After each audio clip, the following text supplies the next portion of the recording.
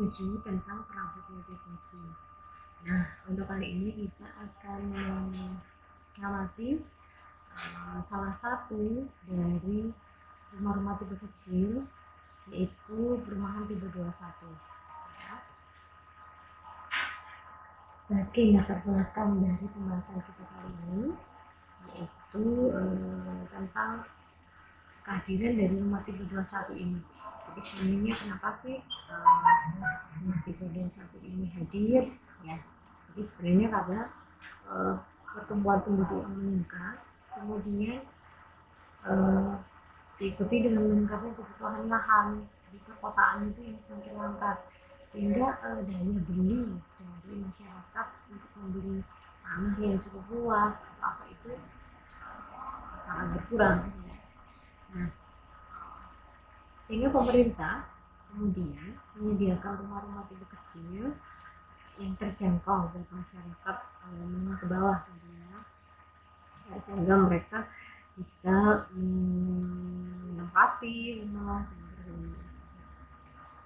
Nah, untuk lokasi pengamatan itu ada di Taman Gunung Anyar. Ya. Jadi Taman Gunung Anyar ini adalah perumahan tipe 21 yang disediakan oleh pemerintah, dan lokasinya dekat dengan UPN Surabaya, yang di Surabaya. Pengamatan yang kita lakukan yaitu kita mendatangi mereka, kemudian kita pilih sampel secara acak dan ketemu sekitar 30 sampel. Ya. Kemudian kita melakukan penyebaran kuesioner dan juga wawancara. Juga kita melakukan pendataan fisik. Jadi dari 30 sampel ini kita lakukan pendataan fisik dan non fisik. Untuk pendataan fisik antara lain misalnya pendataan dinah rumah. Jadi kita ukur dinah rumah mereka sekarang. Kemudian kita mendata fasilitas rumah yang ada di sana. Kemudian kita mendata penataan perabotnya seperti apa. Dan pendataan elemen lantai, materialnya apa yang dipakai, dinding dan plafon. Sedangkan untuk data non fisik yaitu jumlah kepemilikan, kemudian data jumlah penghuni, data pekerjaannya dan tingkat penghasilan serta latar belakang budaya. Kemudian hasil kuesioner itu kita akan coba untuk memasukkan ke dalam kategori-kategori, dan ada 6 kategori yang sudah kita coba untuk data, yaitu yang pertama perubahan perabot atau adjustable, yang kedua perubahan tatanan ruang yaitu versatil, yang ketiga perubahan performan komponen yaitu repeatable, keempat perubahan fungsi yaitu convertible, kelima perubahan ukuran scalable, dan yang keenam perubahan lokasi atau movable. Menurut data hasil survei yang sudah kita lakukan, yaitu penghuni rumah tipe 21 itu melakukan 3 jenis perubahan. Yang pertama perubahan ringan sebesar 10%, perubahan sedang 30%, dan perubahan berat 60%. Jadi rumah tipe 21 hanya melakukan perubahan berat sebesar 60%.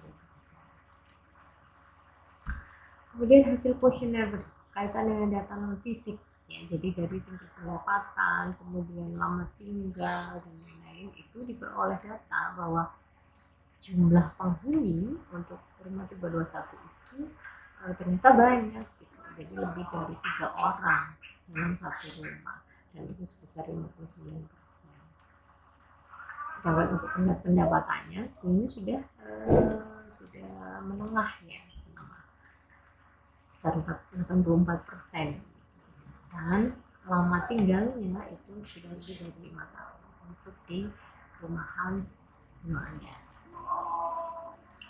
Kemudian untuk perubahan perabot yang dilakukan itu kan seperti kita bahas tadi di depan bahwa mereka juga melakukan perubahan ringan, perubahan sedang, dan perubahan berat. Untuk perubahan ringan itu hanya sekitar 10%. Jadi misalnya mereka hanya berubah posisi tempat tidur.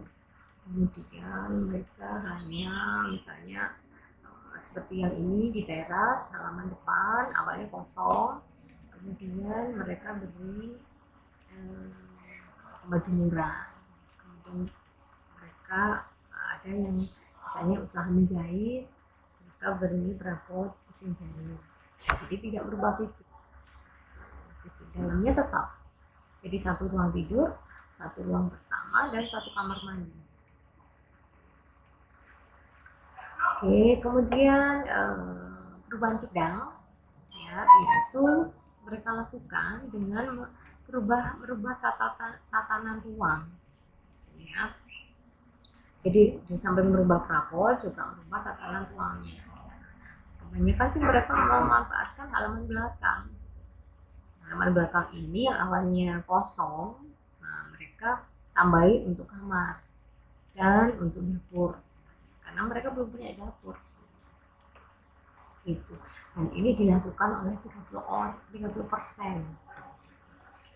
Faktornya karena penambahan usia. Jadi misalnya pada saat mereka menghuni itu usia putra mereka itu masih 5 tahun gitu ya, atau 7 tahun, dan masih bisa tidur bersama. Tapi setelah menghuni, misalnya setelah 10 tahun mereka menghuni, usianya sudah 15 tahun ya, mereka butuh kamar sendiri, mereka butuh privat. Akhirnya karena juga mungkin dananya sudah ada, nah mereka membangun di bagian belakang rumah. Nah seperti ini ya. Nah yang paling banyak dilakukan oleh penghuni tipe 21 yaitu perubahan berat sebenarnya. Jadi mereka juga melakukan adjustable, kemudian melakukan versatile, melakukan convertible, melakukan scalable, dan melakukan repeatable.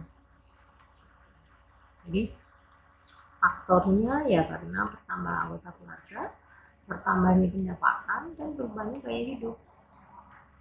Jadi mereka lebih ke arah saya pengen lebih nyaman nih. Nah seperti ini ya, jadi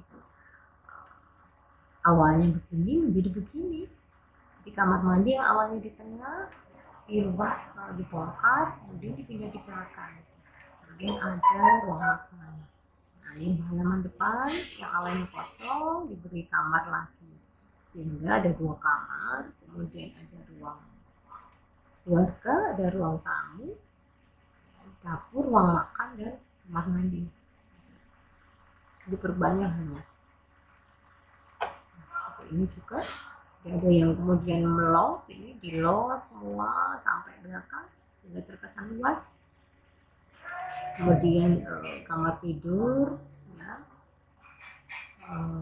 kamar mandi juga dipindah seperti ini. Jadi kesimpulan yang kita dapatkan dari diskusi kita kali ini tentang rumah tipe 21 adalah perubahan tata ruang pada rumah tipe 21 itu banyak dilakukan oleh penghuni dengan perubahan berat. Kemudian faktor penyebabnya karena penambahan jumlah anggota keluarga, peningkatan pendapatan, perubahan gaya hidup, serta faktor kerusakan perabot.